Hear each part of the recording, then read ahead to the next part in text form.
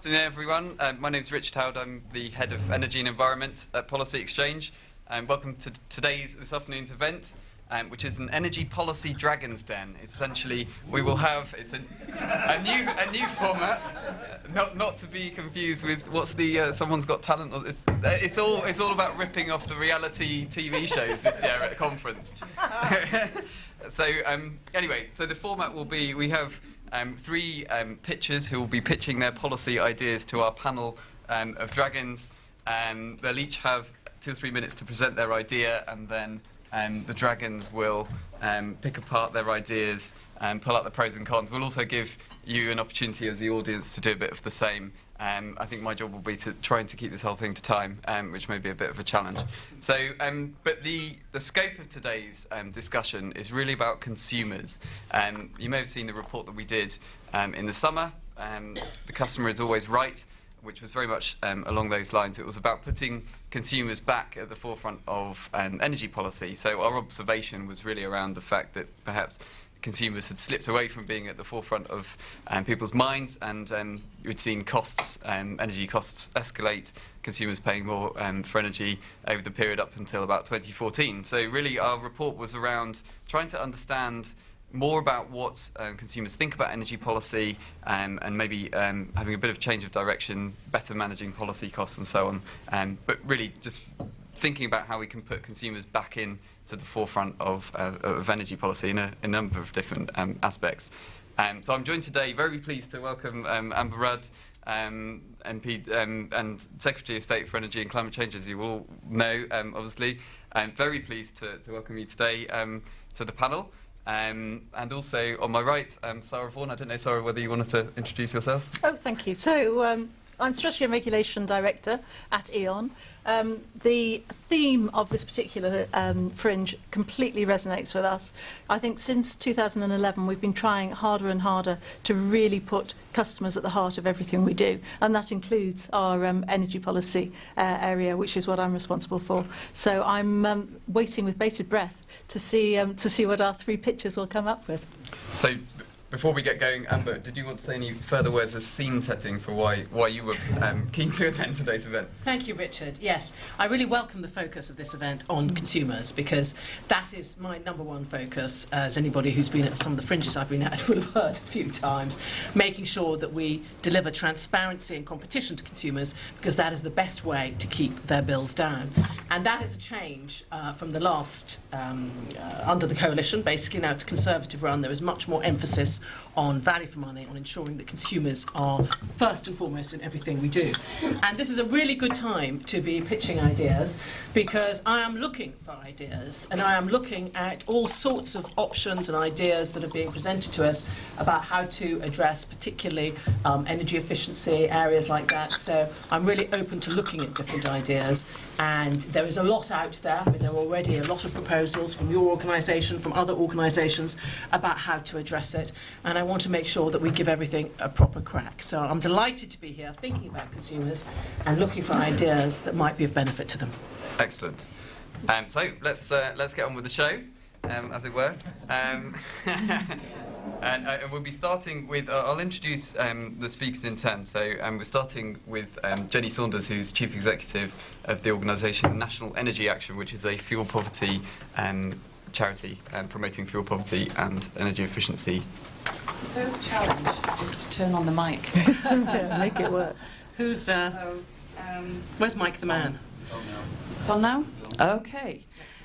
Well, I am really delighted to be here pitching to you, and thank you very much for the invitation. And Richard's done some fantastic work for us, helping us think about how we can use the funds available for energy efficiency very well on behalf of all consumers. But I'm pitching to all three of you today on how we can get customers back at the heart of policy. So, Amber, I would really like you to champion an infrastructure investment programme headed up by DEC, as advocated by your Committee on Climate Change and over 200 businesses and NGOs. This is going to amount to around £1.8 billion a year for the next 10 years, and it will fund a whole range of energy-saving measures to retrofit our worst housing and to help the poorest energy consumers. You will go to Paris with your head held high in a leadership role, demonstrating what we're doing at home to protect consumers' interests and to make our national energy saving targets a reality. Sarah, I want you, in support of Amber, along with all of your fellow energy suppliers, to continue to fund an energy efficiency improvements through an energy supplier obligation. Now, the current rate is around £800 million investment a year, and I want that to continue for the same period of time, please. And it would be, again, focused on those customers who can't afford that investment for themselves. So it's not about propping up able-to-pay markets. It is really about linking in to Amber's programme and working, who will work with local authorities and community partners. Richard, I need your support because you need to promote this coherent and progressive policy into other government departments, CLG, but mostly as an economist with the Treasury, because we need in total around £2.8 billion a year for this programme.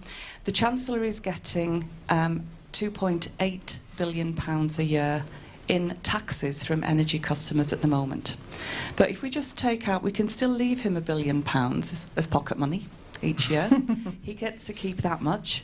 But we also bring a whole host of other benefits to him. Savings to the NHS from treating customers who fall ill because they can't afford their energy bills.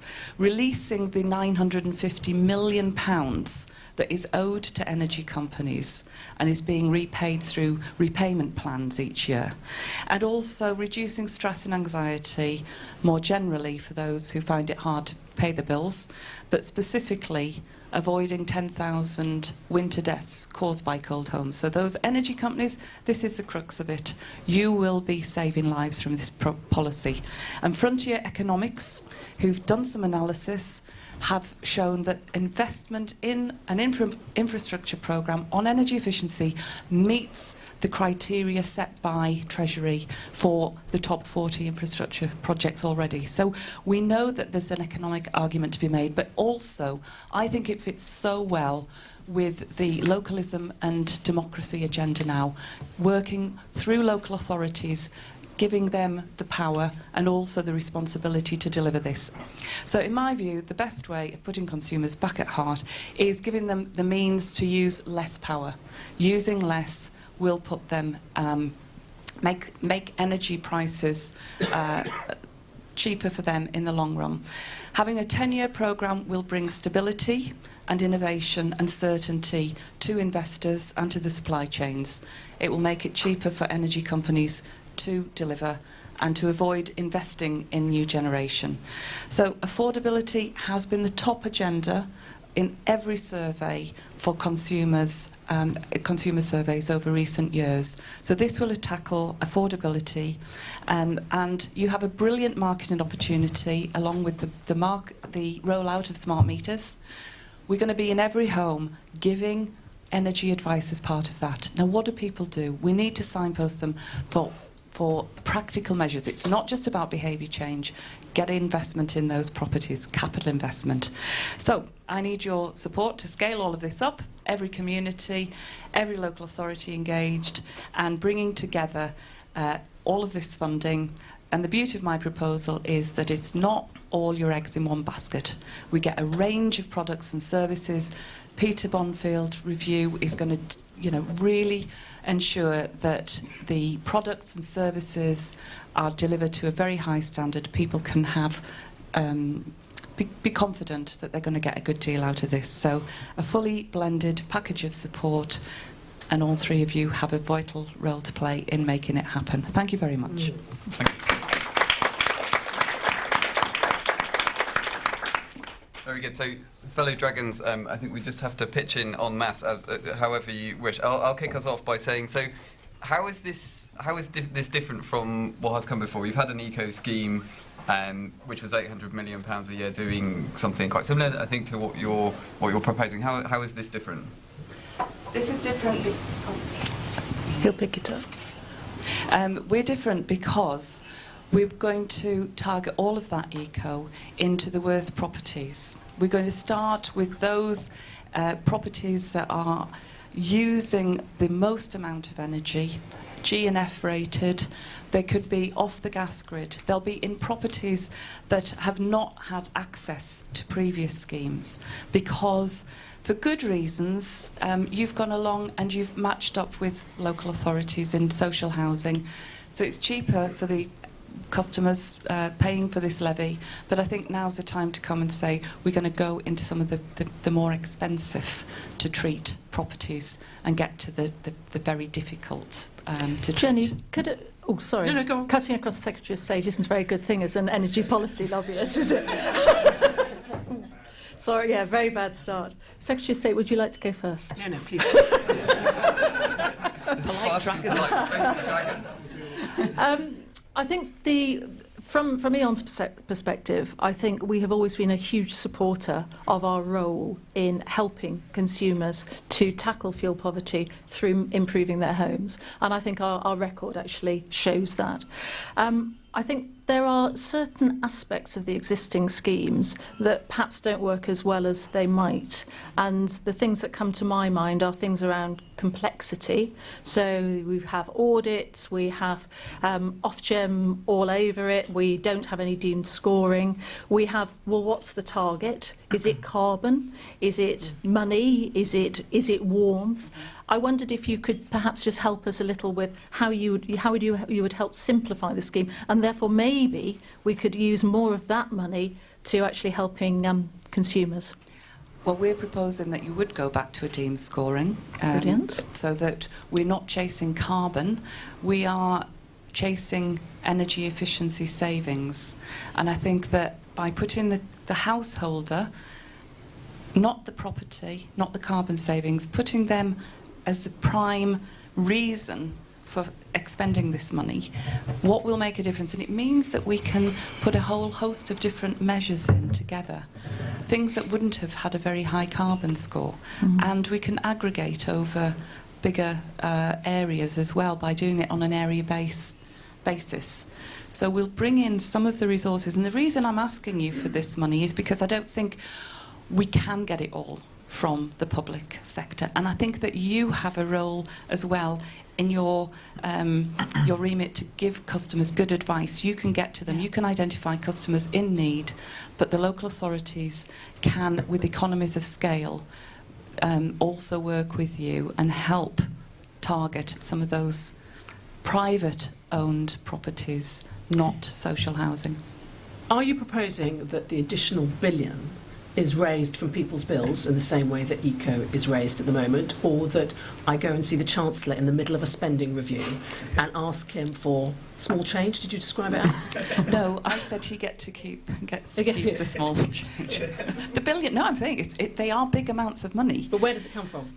It's coming from the taxes that consumers are paying on their energy bills. It is a revenue, but look, I can there see are how savings. that conversation will go. But there are savings. There are savings there. But it's not departmental expenditure. Already there is infrastructure expenditure. £25 billion is being spent or committed. So it's part of. So you're proposing the billion comes out of what the Chancellor announced yesterday of the British Wealth Funds, which is the investment. 25 British wealth funds out of the National Infrastructure Plan. Yes. Well, that's a very interesting suggestion. Yes. And I think that you've already announced, or the Chancellor said, energy could be part of that mix. And if we avoid having to invest in big new infrastructure as part of that goal, then I think that this all stands up. Jenny, have you, one of the things that we've been looking at is the link with health. And particularly, we've been looking at some schemes where we've been working with GPs and with the sort of local care trusts. Have you looked at actually the savings that really getting this right could bring about? So if you're working with linking in with the Department of Health, linking in with hospitals and local care trusts. There have been small-scale studies done in different localities. Health economists have looked at boilers on prescription schemes, but we have national figures Department of Health provide on what it costs for treating cold-related illnesses. So we're extrapolating information from those sources as well as small-scale studies. But we have a big opportunity here as well, working with the public health sector, Yeah. which is a local authority role now. Nice guidance that came forward because of government encouragement to look at this issue means that public health authorities do now have to follow guidance to ensure that people are not are being treated. No, what is exactly the guidance? They have to consider the impact that cold-related illnesses has on health and to work with other agencies to help prevent that. So this is a health prevention investment. It could be that some of these funds can also come from the public health budgets, but I think we've got to be realistic about the scale of what's needed. But you know, we have a strategy for fuel poverty alleviation. 350,000 properties will be brought up to a higher standard over the next 4 or 5 years because of that strategy. But we need to identify the funds, and at the minute, the policies, the direction of travel is great, but we do need to find the funding for it. And I think what we're trying to do here is be creative with where the funding can come from. Just building on the health angle, something that struck me in the work that we did looking at this was around using health protection professionals to help identify the fuel poor, because Yes. the spending of the money on eco and other fuel poverty measures is not very well directed at the actual problem of fuel poverty. So one of the things that we hit on, I think it sort of builds on what you were saying, is around using, for example, doctors. If someone walks in the door and they have cold-related illnesses, the doctors could be part of the way of identifying those people who actually need energy efficiency improvement. So that's potentially one area too. It's an important area, but where the health professionals have been reluctant to refer people in the past is because they don't know that there's necessarily going to be the assistance available. The Warm Front couldn't guarantee it, depended on the tenure, depended on people's incomes. Eco turned on and off. So what we're doing, our charity, as a beneficiary of some very large donations from energy companies who didn't perform well on their obligations. We're using that.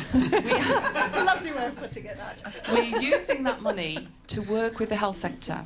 So next month we're going to be announcing 62 programmes, 20 of them with the health sector, and we will provide a pot of money for them. They will bring some of their own match funding, and that will give them a guarantee that if they refer, there will be a quick, speedy response. So they can test out the difference it will make, and we'll be working with them to do that. But the other side of it is new technologies and innovation, and we're using that opportunity to say, well, what other measures? We've been into lots of houses, we've done the simple stuff, we've done the loft insulation, all of that. What else can we do with some of the newer technologies, and we're testing that. And I think that will also feed into this 10-year programme. There's things that are becoming cheaper, more available, to really give us equity across the different programmes and policy costs that are imposed on energy bills. Jenny, can I just ask another question?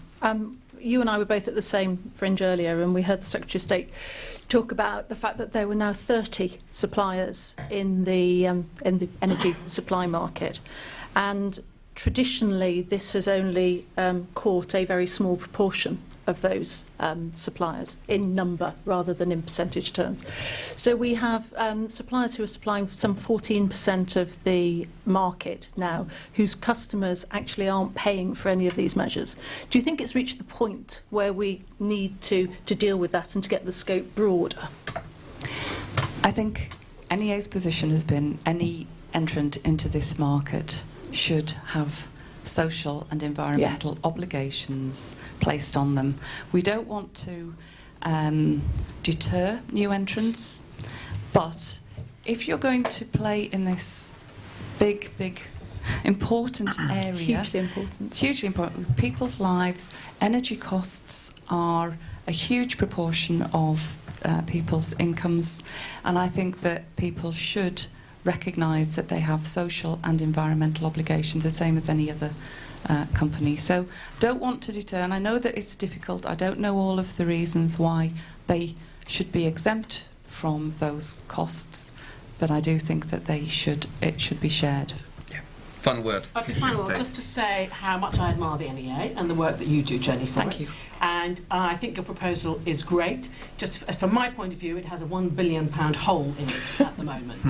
But in principle, I think it's a great idea, and I absolutely get the health, the social, the environmental, all the important points you've pointed out. And I also share your views that we should focus more of the subsidy money that we have on the fuel poor, and that when we look at what is going to follow ECO, that is one of the things I will be looking at. But in terms of the big ambition of the National Infrastructure Programme, I don't think we're there yet because of the size of the financial hole, but I will continue to look at it and look forward to working with you. Thank you. Shy bairns getting out, we say in the North East. Okay, we'll move straight to now Trevor Hutchings, who is Head of Advocacy at WWF. Is that correct? It is. Excellent. It is. Hello, good afternoon. This felt such a good idea at the time that Richard asked me. So here we go, 3 minutes. So, Dragons, I am here to offer you lower energy bills for consumers, a more secure energy supply, and carbon savings. Oh, that's it. So, answer to all your woes.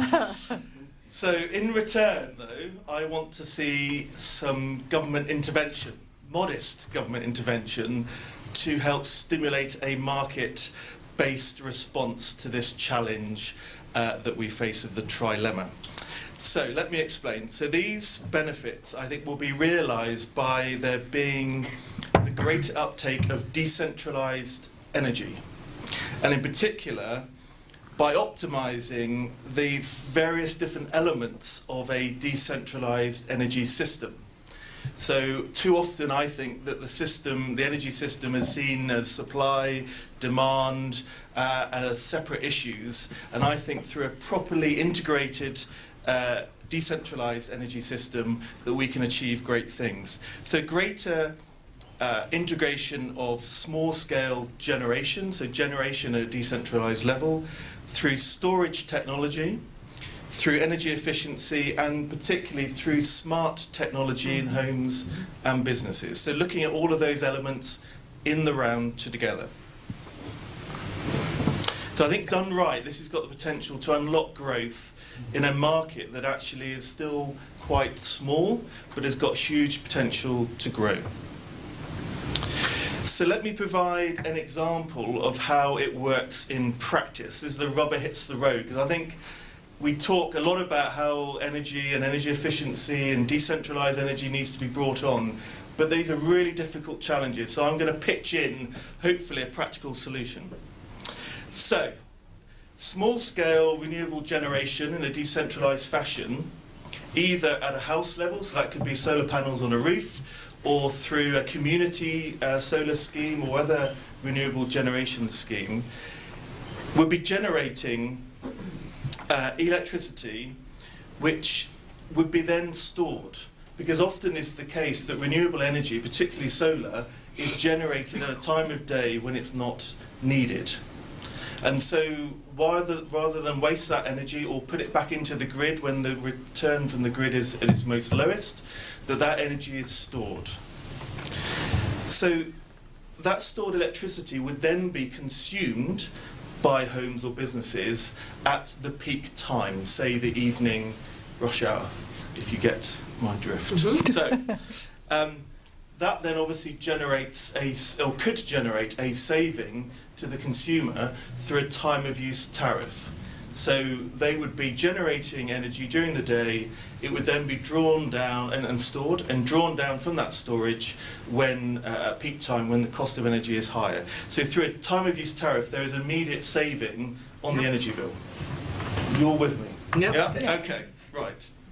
So there's also added benefits of load shifting, isn't there? Because at peak time we would be using stored energy rather than grid energy, and therefore helping to reduce the level of that peak demand of energy. And so therefore we're helping to generate a more secure grid supply, and we're also well, I think we'd also be enable that if we were able to aggregate such systems on a scale, we'd also be able to have aggregators coming in to offer a solution to the capacity market by saying we're aggregating up several hundred houses or businesses in an area, and we can guarantee you some energy saving over the peak demand, and therefore bidding into the capacity market. So essentially there's two sources of sort of income on this. There's the reduced bill through a time of use tariff, and there's the capacity payment that an aggregator organisation could benefit from. So what do we need to do, or what does government need to do in order to bring that about, I guess, is the real nub of the issue. I'm going to have to hurry you as well, Trevor. Sorry? I'm going to have to hurry. Okay, so I'm just going to say 3 points. Excellent.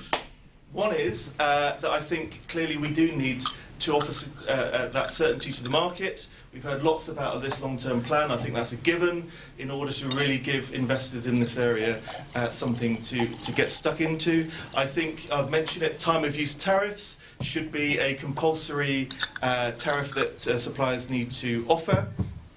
I think we should also enable such demand-side measures to be able to bid into the capacity market on an equal footing as supply-side measures in order to ensure that we get the most value for money from that particular market. There are other modifications I might suggest, but for the sake of time, I think those are the 3 key areas of intervention that I would be looking for. Thank you. Excellent. Let's go straight away, because I'm going to leap in here first before. Oh, that sounds worrying.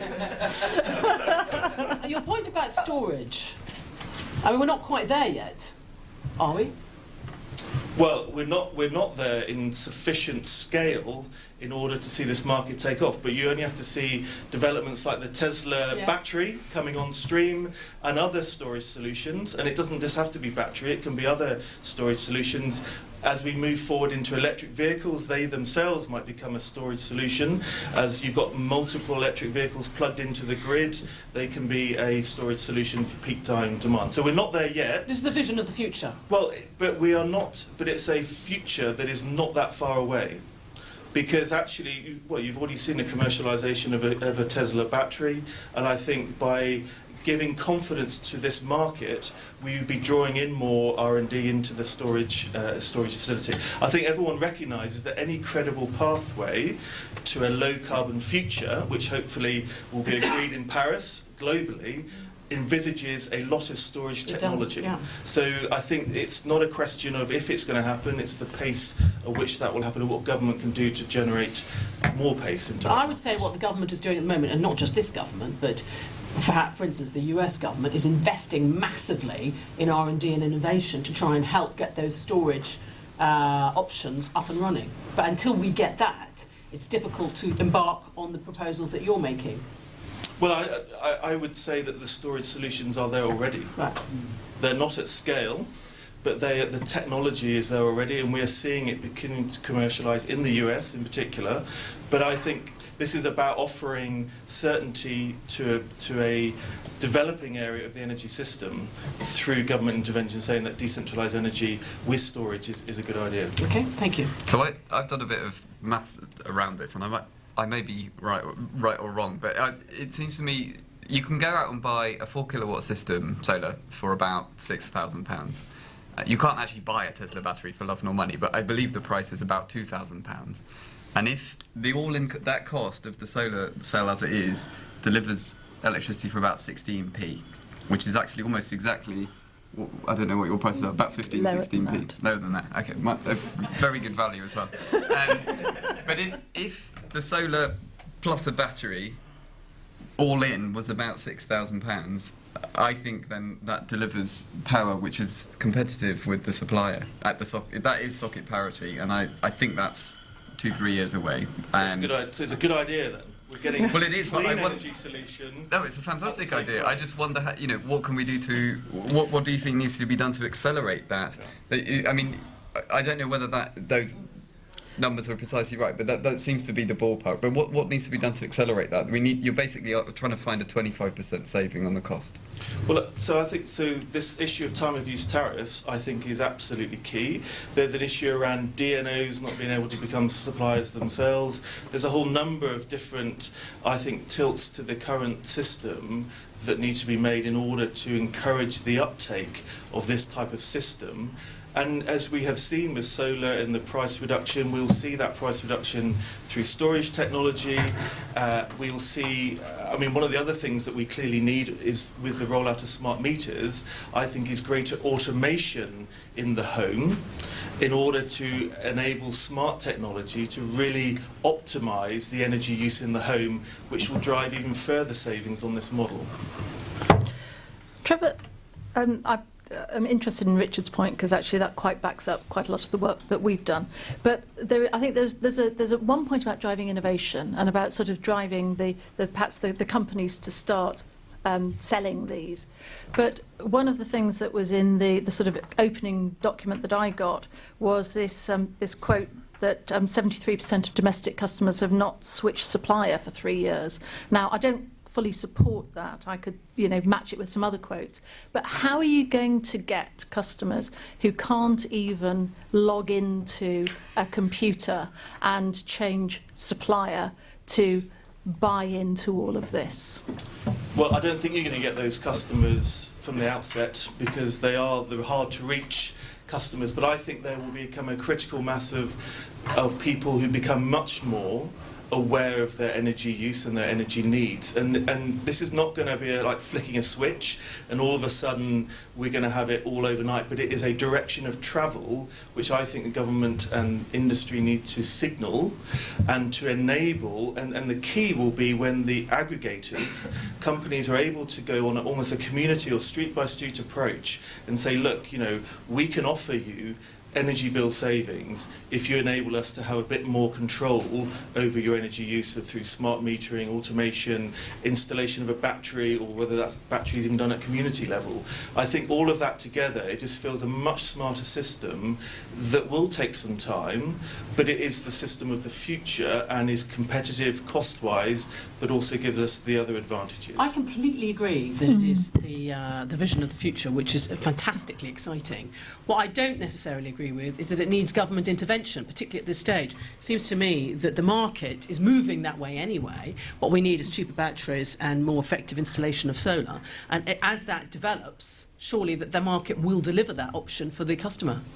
Well, I'll come back to time of use tariff, because I think that is really key in order for there to be market money in this rather than government money, because you're generating a revenue stream. Yeah. With a differential in price of when there is peak load on the system and when there isn't.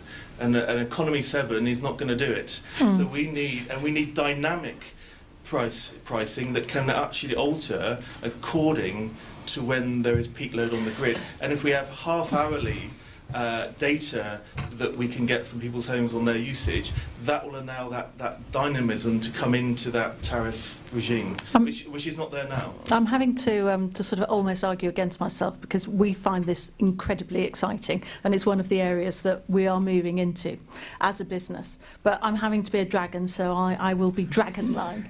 I guess there is this question, because you're relying very heavily on time of use tariffs. And again, how are you going to ensure that that people aren't badly stung through the use of time of use tariffs? So they get into something they don't understand, and then we get the clamour, oh look, Ofgem's got to regulate it. Frankly, to even get there from where we are at the moment, we would have to see quite a lot of changes in Ofgem. So how are you going to get over the protection of people who really can't cope with this? Because if you say to me, well, they won't be the people who are interested, then we're creating a two-speed energy market. Again, the haves and the have-nots. So look, we absolutely need to ensure safeguards and trusts can be maintained. It's with any adjustment to the energy system that has got to be paramount, and so that's a challenge. But I think what we're signalling here is a direction of travel that will be available to people that want to buy into it for a cost return to them. And of course, once we've got this system in place, we can look at further tilts to push people into this direction if we feel that the uptake is not sufficiently fast. But we would have a facility and a market growing in that space. And let's just not forget that one of the fundamental reasons why you would do a decentralised energy approach is the efficiency of generating energy at the place where it is used. Yeah, absolutely. And I think the figure that was bounded around today was something like, only 54% of the energy used to generate electricity actually gets to the final electricity It's a very use. good point. Yeah. And so imagine that efficiency, and it's about commercialising that efficiency, which probably falls to the bill payer now to pay, that inefficiency I should say, but actually then enabling the efficiency of a decentralised system to benefit bill payers. Yeah. So, to further spice this up, let's have a couple of questions from the audience to Trevor. Anyone got any burning questions? There's a hand shot Or up some over here. support. Awesome support, yeah. That's allowed as well. I actually agree with what you're saying. We're trying to develop exactly that technology at the moment. There's just no commercial signals in the market, especially if you talk about demand-side management. There's also demand-side response to manage the frequency, and it's very difficult to get a financial reward for that. So we don't want government money. We want the government to regulate so we can get those price signals in the market. That's what we're asking for. It can save huge amounts of money. Sorry, could you just state your name and organisation? Edwin Hamilton, Smartest Energy. Excellent. Yeah. So I think that was support. Yeah, that was a definite support. The gentleman at the back. Yeah, No, sorry. you didn't. Or register constituency. Maybe you could get them to ask Jenny questions too. I totally agree with you. This is a huge, good, useful direction of travel. But do be careful not to get too excited about this direction of travel, because by the time we arrive at the station, I think I shall be long since pushing up the daily. We are some way away from that yet in terms of the storage and doing that. Really? No, we're not. Also, do remember that the cost of solar came down not because of the holdings of various government subsidies, but they were withdrawn. The price actually dropped down there. So, good idea, but don't get too excited. There is a little way to go yet. And in relation to your idea of the stalled tariffs, yeah, great idea if you understand them. There's an awful lot of resistance from various groups. We've seen another fringe meeting here today. They are horrified at the idea that consumers will be involved on stalled tariffs, which are far too complicated, they believe. Maybe you're right. Sorry, we'll have one more question over on the side, and I'm going to try and fit in some questions retrospectively for Jenny. That's a question that is a statement of support. Jack Olsen, I work for Lucia Pendragon. One of my clients is Octopus Investments. They've got huge energy holdings with sort of 1.4 billion into solar since 2011. They're big into the storage stuff, and they think there's huge potential for it. And I think that the danger with the policy landscape at the moment is that it's great that DEC talks about the future, and we talk about sort of energy storage being the future, but I think if we spend too much time talking about the future, suddenly it will be the future. We're in a position where we think that with the right policy changes, energy storage is completely viable without any kind of government subsidy. It's a case of making sure those conversations take place first. So I think your idea is entirely good. Excellent. So it seems like broad support from the audience. So thank you very much, Trevor. I think. Thank you. Jenny, let's just go very quickly back to Jenny's idea while we have it in our mind. Did anyone have any, just a couple of questions about the energy efficiency or support? Yes. The lady I'm here. very much. I'm Sarah from the Mineral Wool Insulation Manufacturers Association. Firmly agree with every word she said. Our home should be part of our infrastructure, funding, and businesses getting behind this because they see it's actually the only way forward. We've had so far policy that's actually had a very detrimental effect on the industry I work with. But we want to create jobs in this country and making our homes energy efficient, making people warmer, more comfortable, in control of their environment, improving our housing stock being the worst in Western Europe. It can bring over 100,000 jobs to the country, net economic benefit of 8.7 billion. So the money that you're going to go, please go and ask George Osborne for, he will get a return, and he'll be able to talk about that and put the tick in the box. So money invested, it's every £1 invested, they get £3.20 back. Very good. One further comment on Jenny's idea. I was wondering about the distribution of the households that you're going to be targeting with this scheme, and the extent to which they're in rural areas, and particularly dealing with rural poverty, and how that lines up against the constituency map. I haven't got a constituency perspective, but certainly you find pockets of fuel poverty in every constituency, absolutely every constituency. But I think that where you're living off the gas grid, you would probably need to spend £1,700 a year more on your energy bills if you're in a very poorly insulated property than the average. That's the work that's been done by Professor Hills to try and get us to think about where we put our resources. One thing, just because we are all friends, I know I want to win, but we did try some energy storage a few years ago when we had rooftop wind turbines and we were putting them into storage heaters, but then it brought the gable end down and we had to it seemed like a really good idea. But there are no solutions. I think we've got electric heating. Think about just storing it in the heater. Yeah. Excellent, thank you, Jenny. We'll now move to Audrey Gallagher, who's Director at Citizens Advice. Thanks very much. I'm probably going to go against protocols of the whole object of the game, but I support Jenny's idea. I know she was doing that, so I'm doing something a wee bit different. So let me just start off. The Secretary of State, and I hate people that do this to me, but the Secretary of State said yesterday, spoke about the government's determination to make sure that the most vulnerable in society get the most protections. So what I want to pitch today is a citizens' advice idea that should hopefully allow us to do that. I think for a long time we've argued that the most vulnerable and disengaged consumers really do need some additional protections in the competitive market. And the CMA have kind of backed that up quite recently by telling us about 56% of people don't switch, and low income and vulnerable consumers are much more likely not to. I think Ofgem have come out with some figures that they're about 10% more likely not to switch. We've done our own research as well, so it shows that of the poorest households, only 12% of them are on suppliers' cheapest tariffs. That compares to higher earners, where 70% of them are on the cheapest tariff. If you look at switching against those two customer segments, 74% of the vulnerable have never switched, compared to 29% of high earners. And this lack of engagement, it's not that we're kind of worried that people aren't going out there and taking advantage of the competitive market and enjoying themselves doing price comparisons. It really does matter. IPPR said that the price differential between sticky and engaged customers is £330. So we've got a big issue here, because energy is an essential service. It's the situation we're in right now. We've got the poorest paying the highest premiums. It ingrains, already kind of disadvantage. It's more regressive, and it has a detrimental effect on income disparity. At its kind of basic level, though, it's just not fair. So, in an essential services market. Mentioned the CMA earlier. They've also recognised some of these issues around sticky customers and the impact that has in their energy market inquiry.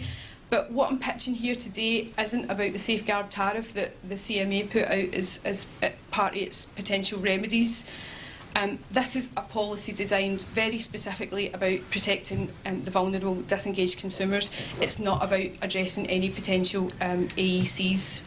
It's a targeted programme, much more targeted than that, and it's an initiative that's about affordability. So after that, huge preamble, what I don't just going you out there. So we asked CSE to do some work on what price support would look like for vulnerable consumers, and we had an expert group of stakeholders from across the industry And the two ideas that get the most traction there was about extending the warm home discount to all cold weather payment recipients, and it was also about the creation of backstop tariffs. And it's the backstop tariff stuff I'm going to pitch to you now. So what would happen is anybody that gets a cold weather payment recipient automatically gets put onto their supplier's cheapest price. They can opt out if they want, but it's an automatic thing, they're in there. We did a range of different models of how that might work, whether everybody got it or only the non-switchers got it. But in essence, if we gave it to everybody, it would be about 3.2 million households. That's about 12% of the market. We know about 66% of them don't switch. Enacting this would give price reductions for these customers of about £100, over £100, and it would cost about £10 if we socialised the cost across all customers. Or we could just get the suppliers paying for it, which would obviously be my preferred solution. And that would cost you all. Excuse me, I think that's illegal in the real Dragon's Den. That would cost you all $400 million a year. That's only the cost of providing the tariff. It doesn't cover set-up or admin. So why cold weather payment recipients? There's loads of vulnerabilities and loads of overlapping vulnerabilities within that group, but also we went out and asked the general public who would they be happy to receive a discounted tariff, and this cohort really does tick all the boxes. So we've got kind of public support for this, if you will. There's also a kind of practical implementation issue. It's easy to identify these people and target them. And also, I probably would want to stress at this point that we could really make this a transitional policy until we do what Jenny says we should do and we get the housing stock sorted out, because of course that would be the enduring solution for everybody. And it also means that we're not giving up on the competitive market. Citizens Advice does a lot of work every year through its Energy Best Deal programmes to try and engage vulnerable consumers and get them cheaper deals and help them to become more energy efficient and change their behaviour. So that can all continue. So just to kind of sum up, I just want to stress that this is a policy about acknowledging that energy is an essential service. And it's also about taking a pragmatic approach to make sure that the most vulnerable members of our society can live in a comfort in their own, a relative comfort in their own home. At the moment, we've got an energy market that does create cross-subsidy between poor and rich. I think it's well past time that we've addressed that balance. It would help reinforce our image as a forward-thinking and a fair country, but I think much more crucially, it would be about helping the people that need the help the most. That's marvellous. So we support the CMA in their report, and as you are aware, they've just said what we need is some sort of backstop tariff or social tariff or something like that, but haven't yet set out what it should look like. So just so I understand, your proposal is that it's set deliberately under the market in order to be not just taking people away from the situation where they are now, which is they're out of contract so they pay too much, but it's actually a discounted tariff and has a cost attached to it of 400 million. No, so what it is it's not really the CMA's. We think the CMA's approach to this is much too wide, because that's about putting everybody that doesn't switch, about 70% of the market, onto a different tariff, and we just think that would probably have some significant impacts on competition. This is about just simply giving customers the cheapest deal for suppliers. So right now the price differential between suppliers' cheapest deal and their standard variable rate is about £176 on average across suppliers. That's increased by nearly 20% over the last 4 years. So we do have a situation where cheaper deals are going out there, and a lot of, and we know the type of customers there are potentially subsidising some of this. So we just want them on the supplier's cheapest deal, but to do that it would cost 400 million. Why would it cost 400 million?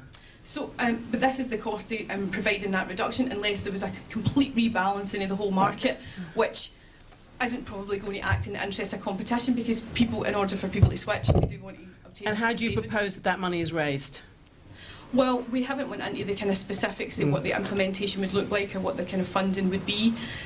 Some of the important principles, though, are that people get this automatically, so it's an opt-out rather than an opt-in, that we do it in a really cost-effective way, so we could mirror what's currently done in warm home discount in terms of data matching and putting people on the tariff. I suppose what we've done in the work and the research so far up to now has been about kind of testing a concept.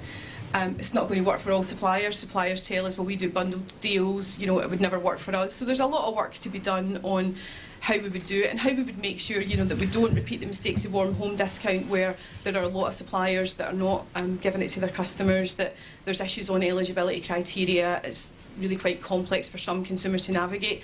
So there, you know, I will admit fully there is work to be done on what the whole thing looks like. This is about a concept. This is about us choosing to have a much fairer energy market and offer some specific support for the most vulnerable in it until we get the house sorted It does have a £400 million bill to it. Okay, thank you. So, but just to clarify, so it seems to me at the moment we've got switchers and non-switchers, and they pay roughly £200 different in terms of the average bill.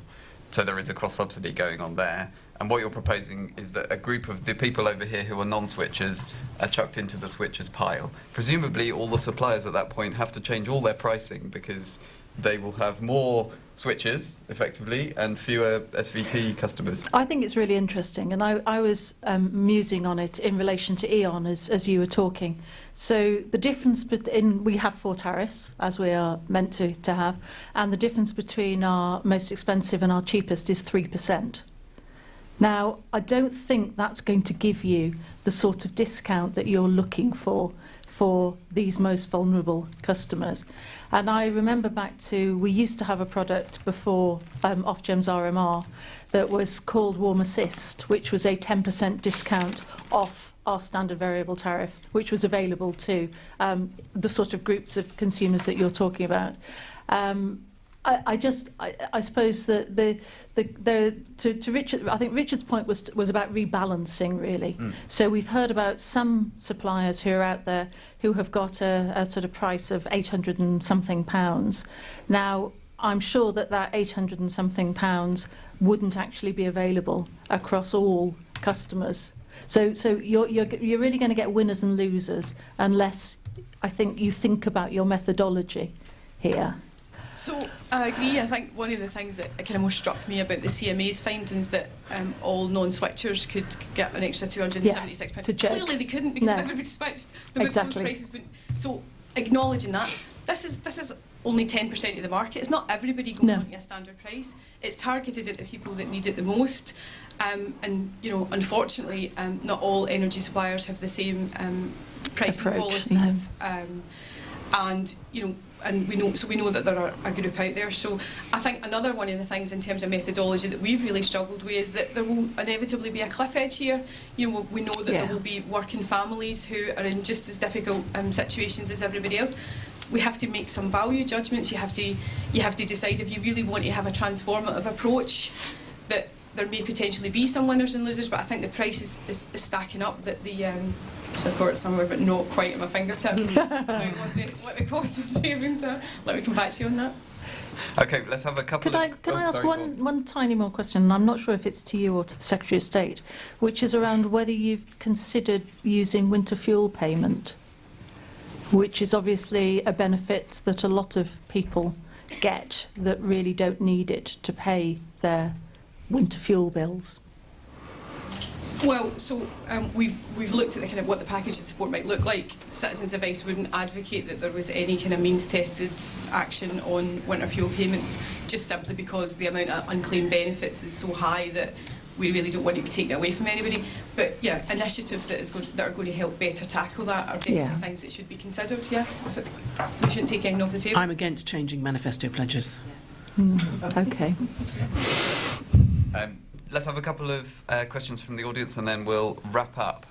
Any burning questions? One over here on this side. Hi, I'm Anna from Friends Here. I love all of them. And obviously, you know, climate change is so important that we need to basically be doing absolutely everything we can. So I find it very difficult to have a vote amongst all of you. But just, I was just going to come in on the tariffs. I mean, obviously some of the most vulnerable people are big payment haters, which they pay vastly more than anybody else for their energy, and that is really, really unfair. So how do the people who've got prepayment meters, how do they benefit from a scheme like that? So I think it would depend on how the scheme was set up. Some of the modelling that we looked at was about putting customers on the supplier's cheapest deal regardless of their payment methods.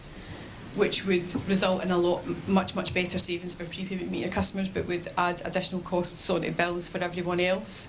So it would be about making a decision on whether it's cheapest tariff by payment method or cheapest tariff overall. Having said that, we don't even have to go down the cheapest tariff model. You know, we could just look at what a price support mechanism might look like. So I suppose what I'm pitching for is more around the concept that there is a group of people out there who are significantly underserved by the market, are paying the most and need the most help. And we've campaigned for prepayment meters over the last year. Some price differentials are actually eye-watering, £400 plus. Okay, one more question from the audience. Or point of support. At the back there. Yeah. I'd just like to ask Audrey, I love the idea, but I wondered, what about extending the £1 discount that we currently have to all Cornwall payment recipients? Then they would all save £140, which is a bit more than the £100 that you're suggesting. And it's a model that's already there, that people understand and they know what it's all about. Maria, that was the two options, but like I just thought that would be too easy a pitch. Provoke some debate. The one discount thing, well, it's a no-brainer, isn't it? So if you extend that, and we've got some figures on that, that would be even cheaper than the 400 million. Right now, we have clients come in, about 93% of your clients don't realise that they might potentially be eligible for a warm home discount. So if we extend the core group out to include cold weather payment recipients, then that would do a significant amount of great benefit, and that was the other option on the table. Would the Secretary of State like to say if she liked that one then? Well, I think that one also has a large cost attached to it. And, you know, costs in this climate really matter. Right, what I'm going to suggest is we have a quick vote for the audience, an audience vote, make sure we get some audience participation on the three ideas, and then I will ask the Dragons to summarise and pick their winning idea or provide any comments. So you have a moment to think. Okay, so for the vote, who would like to vote? You don't have to say anything if you don't want to, but Sarah does. Sarah does. Okay, let's do the vote then. So who would like, you're only allowed to vote once. Who would like to go for Jenny's idea? Hands up. Nice. That's a lot of hands. You are a winner. That is a lot of hands. Okay, I'm not going to count, but that was at least 20 hands. Okay, what about Trevor's idea? 30. More like 10 or so. And Audrey's idea? Oh, really? Come on. I think we have a winner with Jenny.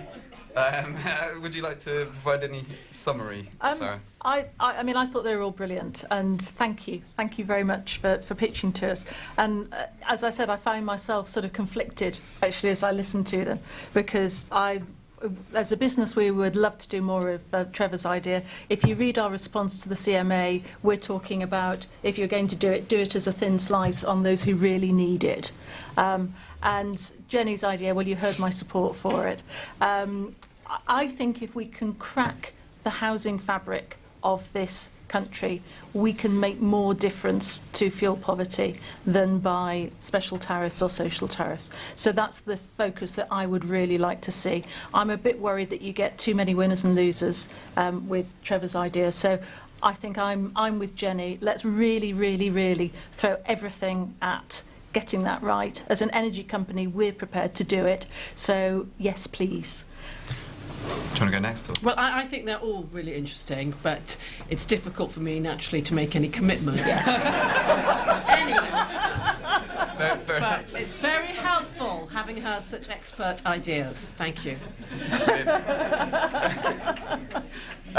For my part, I think I'll probably go with Jenny's as well. I mean, we've written about something very similar in our Warmer Homes piece. I think Trevor's one, that whole fuel poverty energy efficiency piece needs a big shove of policy. I think Trevor's idea is going to happen anyway, eventually. I think that's the point. It's just a matter of time. Audrey's one, I think there are winners and losers from that as well. I think it's thin slice. It sounds like probably the best way forward, but it's understanding how suppliers would respond to it as well. I think is the tricky bit. Yeah. So thank you everyone for attending. Thank you for my fellow speakers, pitchers, dragons, everyone for coming. I think it's been a great event. We may do another Dragon's Den, specifically looking at energy efficiency in a month or two's time. So that'll be good fun. I'll just mention very quickly, myself and Jenny are speaking at another event, an NEA event, 5:45 at the Midland Hotel, which draws further into the fuel poverty